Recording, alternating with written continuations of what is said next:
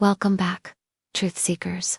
You've entered forbidden files, where the lines between myth and reality aren't just blurred, they're burned. Tonight, we step into the heart of ancient war. A war not fought with swords, but with a single weapon so powerful, its name has echoed through 5,000 years of silence. A weapon not meant for man, a gift from the gods' stern curse. Its name is in the ancient Sanskrit epics. The Mahabharata, Ramayana, and Puranas, Brahmastra is described not with poetry, but with fear. When the Brahmastra is released, all that lives withers. The sky cracks, the ground screams, the oceans boil. Time itself recoils. This was no ordinary arrow, no divine metaphor. It was a weapon of mass destruction centuries before we learned to split the atom. It was said to glow like the sun, to travel faster than thought, to strike with such precision that nothing remained where it landed, not armies, not soil, and worse, its effects didn't stop at impact. Land struck by Brahmastra remained barren for generations. Crops would not grow. Water turned black. Children were born twisted, sick, silent. Radiation. Perhaps. But how could people thousands of years ago understand the aftershocks of radiation poisoning if they'd never seen it? Or had they? In the Mahabharata, a great war is waged between cousin Pandavas and the Kauravas. It is a war of dharma, of cosmic order. But near its end, a warrior named Ashwathama, overcome with rage, unleashes the Brahmastra. He does not aim it at warriors. He aims it at the unborn. The texts say, he cursed generations yet to come, a nuclear winter summoned by grief. Even Krishna, the avatar of Vishnu himself, intervened. But the weapon had already been released, and the land remembered. To this day, in regions like Rajasthan and the ruins of Mohenjo-daro, archaeologists have discovered glassified stone, sand melted into glass, brick structures fused together, skeletons lying hand in hand, faces turned away as if from a blinding flash. No crater, no meteor, just silence. And buried beneath the silence, a question that refuses to die. What kind of weapon could do this? And why did ancient texts describe it so clearly? Some say Brahmastra was a myth. Others believe it was the last remnant of a forgotten technology, a weapon left behind, or worse, passed down. And if that's true, who holds it now?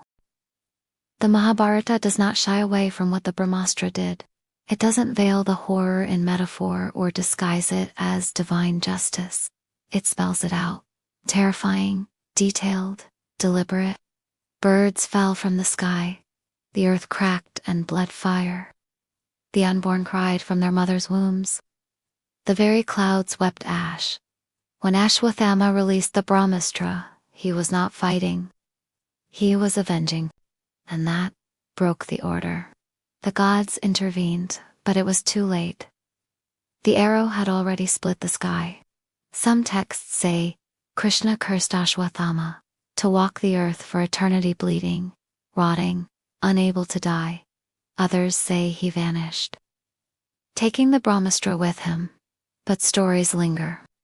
In 1979, a team of Soviet archaeologists exploring Rajasthan reported unusual radiation levels near ancient ruins.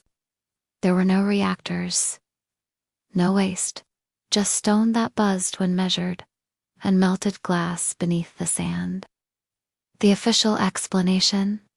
Geological anomaly. But privately, scientists whispered of something else, a weapon too advanced to belong to that time, or even to this one. And it wasn't just India. In Iraq, ancient Sumerian texts speak of Enlil's storm weapon, a blinding fire from the heavens that turned cities to salt. In the Bible, the destruction of Sodom and Gomorrah mirrors the Brahmastra's footprint. Fire and brimstone rained from the sky.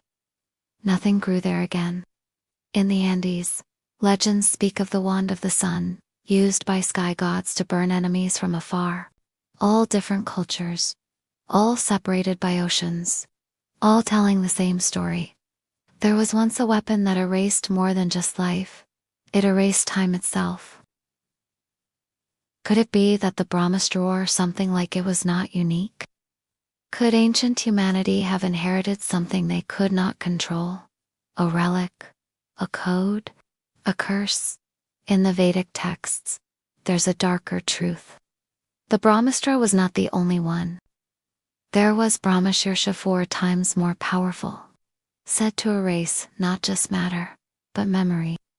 And Pashupatastra, the weapon of Shiva himself, that could turn gods into dust.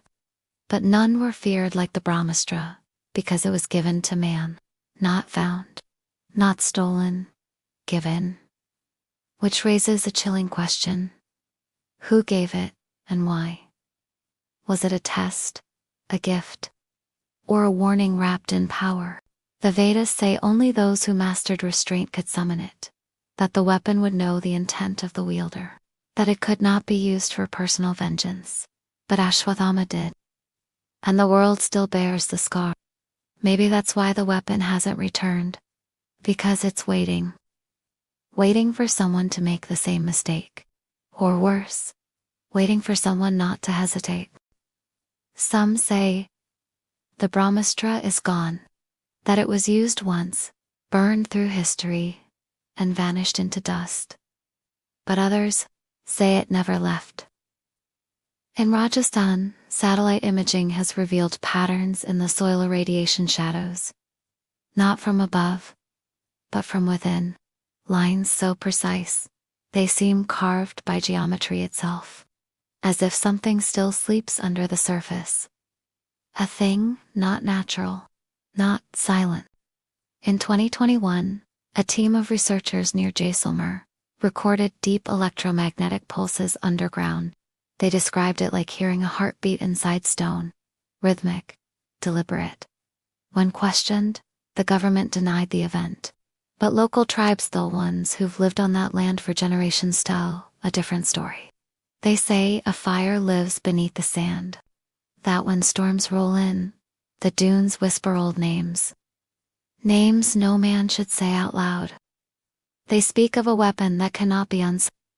A line that, once crossed, becomes a circle never-ending, always returning. Some believe the Brahmastra is not a weapon at all, but a system. A mechanism of judgment. It awakens not when someone calls it, but when someone deserves it. And perhaps, it's awakening now. Across the world, patterns are emerging. Geological tremors, without explanation. Auroras over regions with no magnetic interference. Unmarked zones suddenly placed under military lockdown. At the same time, ancient manuscripts, long thought, lost surface. Scholars whisper of Vedic blueprints stolen from temple vaults. Fragments of chants that match activation codes. Mathematical sequences inscribed in texts, once dismissed as poetry. If someone were trying to bring it back, they might already be close. Because the truth is, Brahmastra was never a tale of the past. It was a warning for the future. The ancients feared it not just for what it did, but for what it could become in the wrong hands. A man like Ashwathama, who unleashed it in grief. A nation, perhaps, that might unleash it in fear. Or a leader, in pride. And this time, there may be no Krishna to stop it. One Vedic verse, untranslated for centuries, now appears more like prophecy. When men hold thunder but forget the sky, the fire shall walk again. It will come not in anger, but in justice. The earth will remember. The sky will burn, and the silence after shall be longer than time.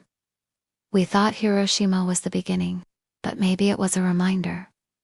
Maybe the gods weren't myths. Maybe they were the only ones who understood what we were building. Because they saw it. Because they had already used it. The Brahmastra is not science fiction. It's science forgotten. It's not power. It's judgment. And if it's still out there, buried beneath stone, written in mantra, pulsing in the dark, then we are not safe. Not because of what it can do, but because someone, somewhere, might try to call it again.